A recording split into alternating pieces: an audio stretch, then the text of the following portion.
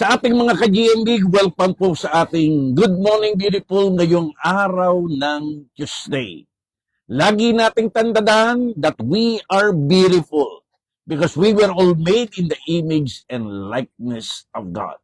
Sa lahat ng mga live viewers po natin ngayon, maraming salamat kay Kuya Stephen, Ate Malu at kay Ate Delia mula sa Pampanga. Kasama ko po ngayon si Kuya Renz. So ngayong umagang ito'y talakayin po natin ang isang paksang napapanahon. Isang paksang napakahalaga. Isang paksang kailangan po nating lahat na mapakinggan at mapag-aralan. Level up. Do not be content of just being blessed. Always be a channel of God's blessing. Ang ating topic ngayong umaga ay pinamagatan ko pong knowing but not doing. Right knowledge always demand right action. Ito po yung part 2 ng ating tinalakay last week na pinamagatan ko ring the sin of silence or the sin of staying silent. Kaya sa lahat po ng mga nakikinig, maraming salamat sa inyong lahat. Basahin po natin ang ating teksto na makikita po uli natin sa James chapter 4, verse 17. Any person who knows what is right to do, but does not do it, to him it is a sin. Diyos po ang magpapala ng kanyang buhay at napaka-makapangyarihang salita. Sa bawat tao na nakakaalam ng kanyang tamang gawin at hindi niya ito ginagawa, ito'y isang pagkakasala. Sa lahat ng mga live viewers po natin, once again, welcome sa ating GMB FB Live ngayong araw ng Tuesday. Pakisulat po natin sa ating mga comment section ng ating topic. Knowing but not doing. Ang ating challenge, right knowledge always demand right action. Ang tamang kaalaman ay dapat lagi sa ating nagdadala sa tamang gawain. Sa James chapter 4, very direct ang sinabi ni Santiago sa ating lahat. Na hindi lamang yung maling ginagawa natin ang kasalanan, kundi pati yung tamang alam natin pero hindi natin ginagawa. Parang ganito lamang yan. Alam natin dapat lang tayong mag-forgive. Pero hindi tayo nagpapatawad. Alam natin kailangan tayong magmahal. Alam natin dapat tayong manalangin. Alam natin lahat na dapat tayong magbigay. At alam din natin lahat na dapat po tayong maglingkod at sumunod sa Diyos. Subalit sa likod ng ating kaalaman, kapag ito ay hindi po natin ginagawa, ang sinasabi ni Santiago, ito ay isang kasalanan. Knowing what is right and not doing what is right ay isang kasalanan. So ngayong umagang ito, 3 bagay po ang ating tatalakayin when it comes to knowing but not doing. Pakisulat niyo po ulit sa inyong comment section. To know the right, yet refuse to do it. Our responsibility is to fall into sin. Kapag alam na po natin ang tama, subalit ito po'y tinanggihan nating gawin na ating responsibilidad, tayo po'y naguhulog sa patibong ng pagkakasala. At ang tawag ng Bible, the sin of omission. 3 bagay po talakayin natin ngayong umaga ito. Number 1, the conviction. Number 2, the compassion. And number 3, the complacency. tingnan po natin, ano ang katotohanan na sinasabi ni Santiago sa paksang ating tatalakayin ngayon? Again, balikan natin ang sinabi ni Santiago sa James 4:17. Any person who know what is right to do but does not do it, it is a sin for them. Point number 1. Ay yung tinatawag po nating the clear conviction. Pag sinabi nating the clear conviction, when we know what is right, we are accountable. Sa lahat po ng ating mga kasama ngayon na nanonood at nakikinig ng ating programa, kapag meron tayong alam na tamang bagay at hindi natin ginagawa, we are all accountable. Meron tayong pananagutan. Take note, knowledge without obedience is negligence. Kung alam na natin yung tama, hindi tayo pwedeng mag-pretense na para bang sinasabi natin, hindi ko yun alam. God will hold us responsible for what we know. Lahat tayo sa mata ng Diyos ay responsable sa bawat tamang bagay na dapat natin gawin na hindi natin ginagawa. Kaya sabi natin, knowledge without obedience is negligence. Kaya nakakatakot yung marami tayong tamang bagay na alam. Take note, privilege and responsibility are both sides of the same coin. Kaya kung tayo punong-puno ng mga tamang kaalaman, subalit hindi natin ginagawa ang lahat ng tamang kaalaman na alam natin, we are committing the sin of omission, the sin of silence, and that is called negligence. Pinababayaan natin hindi natin gawin yung tamang dapat natin gawin. Example po natin, binigyan na tayo ng instruction sa pagtatrabaho, sa pag-aaral, sa pagnenegosyo, sa paglilingkod, punong-puno na po tayo ng instruction.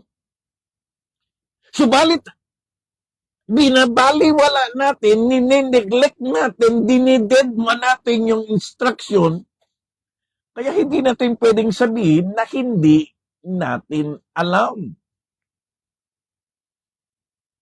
Listen to this. The sin of omission is deadly and dangerous as the sin of commission. Ang kasalanan ng hindi paggawa ng tama na alam nating dapat nating gawin ay isang bagay na nakamamatay at nakakatakot katulad ng kasalanan ng paggawa ng masama. Kaya kung alam nating dapat tayong nananalangin pero hindi tayo nagpe-pray, kailangan nating magpatawad pero hindi tayo nagpapatawad, kailangan nating nakikinig, nagsishare, nagwiwin, nagdi-disciple, sumusunod, naglilingkod, pero hindi natin ginagawa, ay isang bagay na nakamamatay at nakakatakot katulad ng kasalanan ng paggawa ng masama. Amen? Again, the sin of omission is as deadly and dangerous as the sin of commission. Tama o may tama? Number 2, ay yung tinatawag nating the compelled compassion. Knowing but not doing, pangalawang bagay na tinuturo sa atin dito is the compelled compassion. Anong sabi ng aklat ng Galatia 6:9-10? Let us not get tired of doing what is good. Mga kaibigan, wag daw tayong mapagod sa paggawa ng tinatawag nating tama. As just the right time, we will reap the harvest of blessing if we do not give up. Dahil sa tamang panahon, aani tayong lakat ng pagpapala kapag hindi tayo sumuko sa paggawa ng tama. Kaya nga, whenever we have the opportunity, we should do good to everyone, especially to those who are in the household of faith. So, ang tawag natin yan, compelled compassion. Dahil tayong lakat ay alam na natin yung tama, alam natin yung matuwid, alam natin yung nakalulugod sa Diyos, tayo pa'y tinutulak nito para gawin po natin yung tama at mabuti, una sa Diyos, pangalawa sa ating kapwa. True faith is always expressed in timely action. Ang tunay na pananampalataya ay lagi po nating ini-express, pinapakita po natin yan sa tamang panahon, sa tamang oras. So, ang bagay na tama na alam natin, hindi itinatago. Ini-express po natin yan. Hindi lamang, don't do bad. Bagkus dapat actively do what is good. Ito yung dapat nating bigyan ng diin ngayon sa tinatawag nating compelled compassion. Na wag tayong mapapagod, wag tayong magsasawa, wag tayong matatakot na gumawa ng mabuti sapagkat yan ang ating accountability sa harapan ng Diyos. Tulad ng ginagawa natin ngayon, alam natin ang tama ay ipangaral ang ebanghelyo sa lahat ng tao. Sapagkat ito po'y nagdadala ng paghahari ng Diyos sa puso ng lahat ng tao. At kapag ang bawat tao'y naranasan niya yung paghahari ng Diyos sa kanyang puso, ano resulta? Pagbabago. Tayong mga nanonood, nakikinig, ano yung tama? Makinig tayo. Ano yung tama? Bawat napapakinggan po natin, ibahagi din natin sa iba. We are blessed to be a blessing. So, wag tayong makontento doon sa sinasabi natin, don't do bad. Level up. Let's do good. Wag lamang nating putulin sa, wag tayong gagawa ng masama. Ituloy natin. Gawin natin yung mabuti. Every missed opportunity is a wasted obedience. Pakisulat. Mahalagang-mahalaga po ito. Every missed opportunity is wasted obedience. Bawat oportunidad na namimiss natin, hindi natin nagagawa, ang tawag po natin yan is wasted obedience. Sayang. Doon ako po yung nagpupunta ng krami at ako yung nagmimiss sa mga polis. Every time na nakakakita tayo ng polis, titigilan po natin para ipag-pray. Kapag merong conviction, ipag-pray mo, ipag-pray mo. Kung ano yung sinasabi ng Lord na tama, na dapat nating gawing tama. Huwag tayong mahulog sa tinatawag nating miss opportunity. Because every miss opportunity is a wasted obedience. Nasayang natin yung pagkakataon na sumunod at maglingkod sa Diyos. Amen. Kaya kapatid, kaibigan, ikaw na nakikinig, nanonood ngayon, anong pinapagawa sa iyo ni Lord? Anong sinasabi sa iyo ni Lord? Anong mga pinto ng oportunidad ang binubuksan ng Diyos para ikaw ay makasunod sa Kanya? Parang meron tayong isang kaibigan na naghihintay, na nangangailangan ng tulong, na alam nating tayo hinihintay nilang tutulong sa kanila, pero dinend ba natin?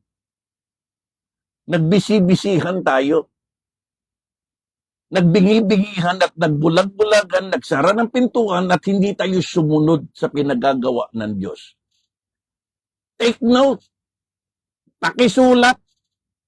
Good intentions is not equal to good action. Gaano man kaganda yung intention mong gawin ng isang tama. Gaano man kaganda yung intention mong maglingkod ka sa Diyos, magbigay ka sa Diyos, sumunod ka sa Diyos, magpaggamit ka sa Diyos. Pero kung hindi natin ginawa, good intentions is not equal to good action. Ang tawag natin dyan, wasted obedience. Sayang yung pagkakataon na ikaw ay makasusunod sa Diyos. Sayang yung pagkakataon na ikaw ay makapaglilingkod sa Diyos. Sayang yung pagkakataon na sana tong taong ito ay nadala mo papalapit sa Diyos at nakaranas ng kapangyarihan ng Diyos. What the world needs is not more opinion. What the world needs is more obedience. Ang kailangan ng mundo ngayon ay hindi po yung napakaraming opinyon. Ang kailangan ng mundo ay ang ating pagsunod. Ibig ng Diyos. Kaya nga sinasabi ng Biblia, much is given, much will be required. Kapag napakarami na nating kaalaman patungkol sa tama, ang dami nating kaalaman patungkol sa matuwid, ang dami nating kaalaman patungkol sa kalooban ng Diyos, pero hindi natin nagagawa, that is a wasted obedience. That is negligence of what is right. So we are compelled to compassion. Kaya tayo binibigyan ng Lord ng napakaraming kaalaman patungkol sa tama, matuwid at maganda. Para ito yung magtulak sa atin sa paggawa ng mabuti sa Diyos at paggawa ng mabuti sa kapwa. Ito yung magtulak sa atin para paglingkuran natin ang Panginoon sa pamamagitan ng paglilingkod natin sa ating kapwa. The last and final, Proverbs 3:7 o 27. Do not withhold good from those who deserve it. Huwag nating pipigilan anumang bagay na mabuti sa mga taong ito'y karapat dapat nilang matanggap. When it is in our power to help them. Ano yung pangatlo? The conviction, the compassion, ito yung pangatlong bagay doon sa knowing but not doing. The consequence of complacency. May pananagutan tayo. Pakisulat. Not doing good is a sin in disguise. Again, not doing good is a sin in disguise. Ang hindi mo paggawa sa mabuti, ang hindi mo paggawa ng tama, ang hindi mo paggawa ng matuwid, ay parang isang maskara na ang nasa likod ay kasalanan. Akala natin, okay lang, dahil wala kang ginawa. But the sin of omission, the sin of silence, the sin of negligence, the wasted obedience is a sin in disguise. Sa likod pala ng ating pagpawalang bahala, sa likod ng ating pagdededma, ay maskara ng kasalanan. A complacency. Listen to this. Complacency is a silent killer. Kapag ikaw yung tipo ng tao na binabaliwala mo, dinidedma mo, ninindiglect natin, pinapabayaan natin yung dapat nating gawing tama, ang lakas ng conviction mo, ang lakas ng pangungusap sa iyo ng Diyos, ang lakas ng conviction ng Holy Spirit. Pero complacent ka pa rin, wala kang pakialam, wala kang dedma sa iyong lahat, kahit alam mo na yung dapat mong gawin. It is a silent killer. Minsan, hindi obvious, pero kasalanan pa rin. Maliwanag na kinakausap ka ng Diyos na dapat mong sabihin yung tama. Maliwanag na sinasabi sa iyo ng Diyos na dapat mong gawin yung tama. Sa iyong trabaho, kumpanya, sa iyong paaralan, eskwelahan, sa iyong barangay, sa iyong pamilya, lalo na sa ating church, alam mo yun. Pero ayaw nating gawin. God sees both what we commit and what we omit. Nakikita lahat ng Diyos. Yung mga masasamang ginagawa natin, pati na rin yung mabubuti na hindi natin ginagawa. God sees both what we commit and what we omit. Kaya kapatid kaibigan, ikaw na nanonood ngayon, alam ni Lord ang lakat ng ginagawa nating masama. Sa ating pamilya, sa ating asawa, sa ating magulang, sa ating anak, sa ating trabaho, sa ating paaralan, sa ating gobyerno. Alam lahat ni Lord yan. Lalo na sa ating church, kung tayo po'y naglilingkod, alam ni Lord ang lakat ng ginagawa nating masama. But at the same time, alam din ni Lord yung hindi mo ginagawang mabuti. God knows what we commit and God knows what we omit. Parang alam mo dapat kang mag-review. Alam mo dapat kang mag-aral. Pero tinulugan mo. Nanood ka lang, namasyal ka lang. Kaya na dumating ang exam, reap the consequences. Alam mo, dapat mo siyang i-win. Alam mo, dapat mo siyang i-love group. Alam mo, dapat mo siyang i-disciple. Alam mo na dapat natin siyang kaibiganin, batiin, pero hindi mo ginagawa. Reaping the consequences. Take note.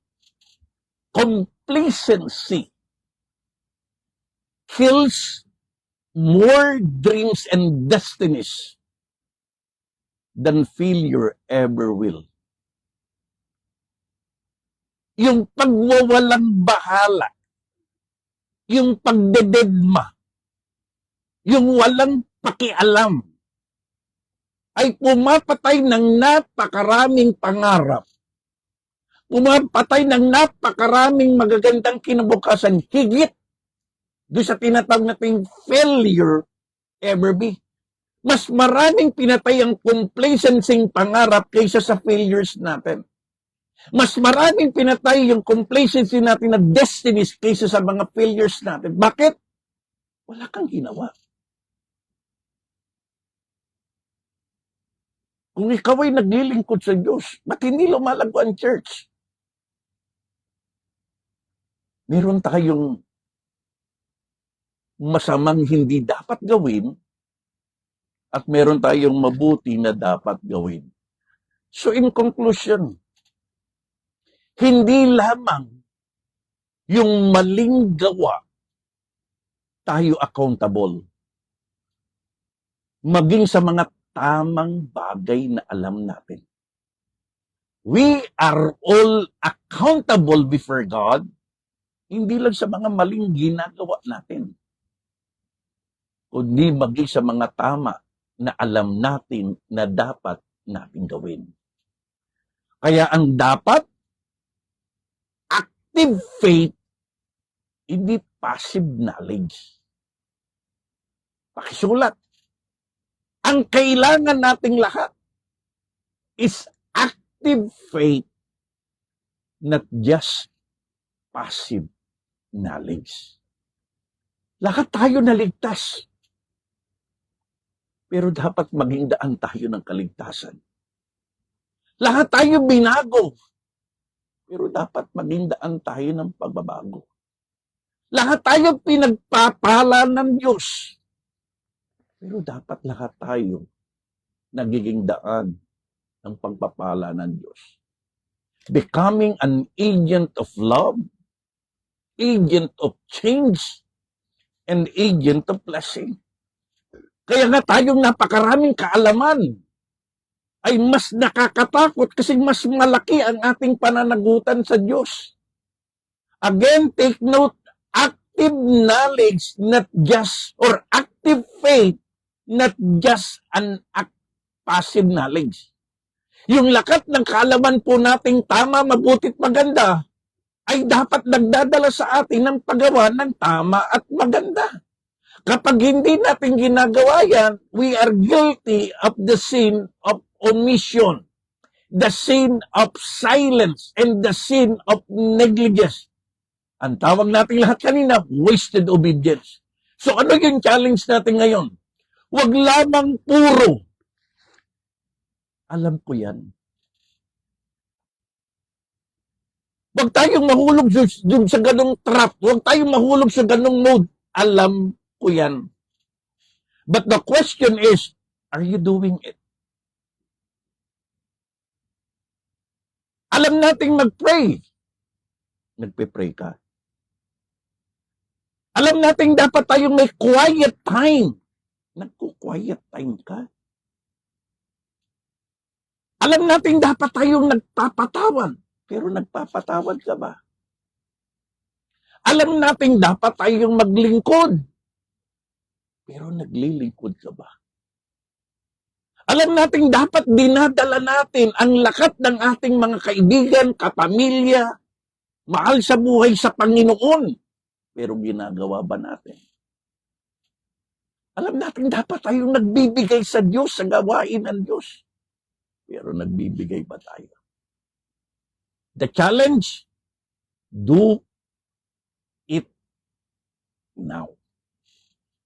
Don't delay obedience. Gawin natin ngayon din yung tama na pinagagawa sa atin ng Diyos. Gawin natin ngayon yung matuwid na pinagagawa ng Diyos. Don't delay obedience. So in summary, clear conviction, lahat tayo accountable. Compelled compassion, doing good is essential, not optional. And consequence of complacency, ang hindi paggawa ng tama ay kasalanan. So sa ating wise up, pinakalas nating wisdom na dapat natin i-apply, pakisulat niyo ito, napakaganda po dito. Delayed obedience is disobedience. Kaya kung may pinapagawa sa iyo ang Lord na tama, may pinapagawa sa iyo ang Lord na mabuti, may pinapagawa si Lord sa iyo na matuwid. Pag ikaw na nalang, ano pinapagawa sa iyo ni Lord sa Kanya? Sa magulang mo, anong pinapagawa sa iyo ni Lord sa magulang mo? Sa mga anak mo, anong pinapagawa sa iyo ni Lord? Sa iyong kapatid, anong pinapagawa sa iyo ni Lord?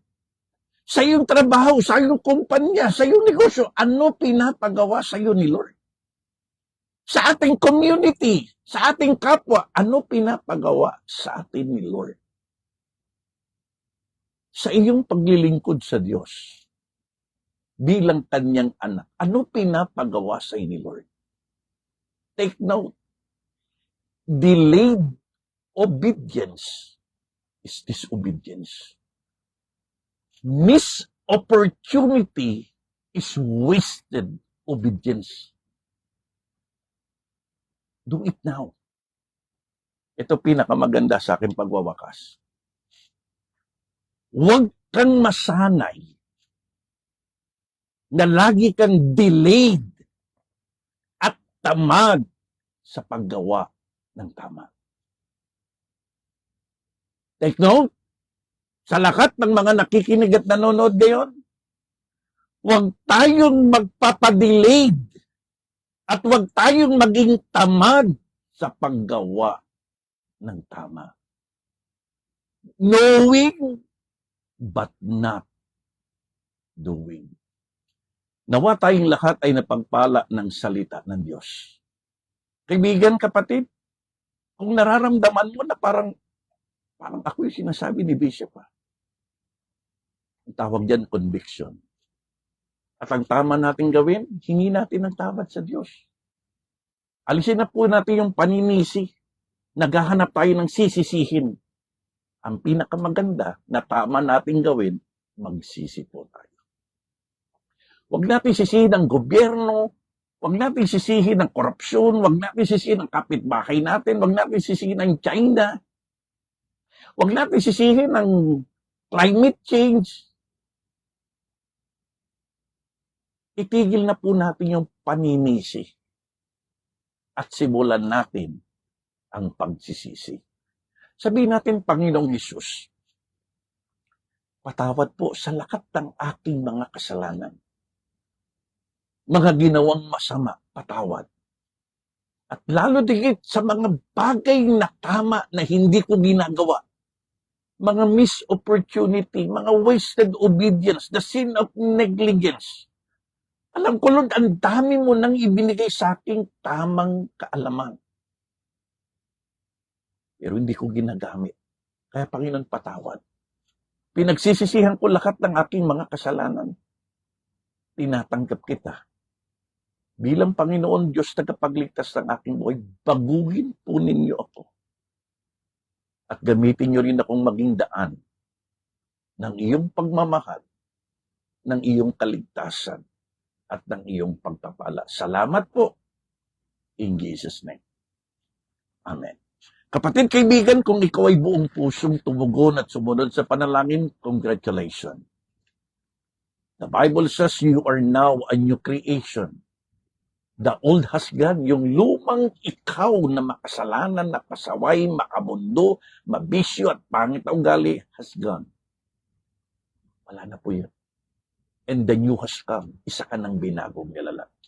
Kaya kung nais mong patuloy kang makapakinig ng mga pagtuturo at pag-aaral ng salita ng Diyos, nais mong patuloy kang maipanalangin, sa ating comment section, ilagay mo lamang ang kumpletong pangalan, address at contact number. At may kukonect sa iyo. Sapagkat ang mission po naming lahat, preaching the word to reach the world for Jesus. Meron po kami tinatawag na mga prayer houses or house church. Ang layunin po namin, turning every houses into prayer houses, into a house church. Bawat pamilya maging kapilya at bawat tahanan maging sambahan. Once a week lang po ito. Pwedeng online or on-site. 30 minutes lamang, mananalangin tayo. 30 minutes lamang, makikinig tayo ng salita ng Diyos. At kung paano mo kung napakinggan ngayon, pinagpala ka ngayon, ganun din ang gagawin sa iyo ng Panginoon. Kaya sa lahat ng nais magkaroon ng prayer house, bahay panalanginan, gusto po ninyong buksan at ipagamit ang iyong mga tahanan, parang house church, bahay panambahan, i-message nyo lang po kami at kami po ay tutugon. So muli, maraming salamat sa inyong lahat.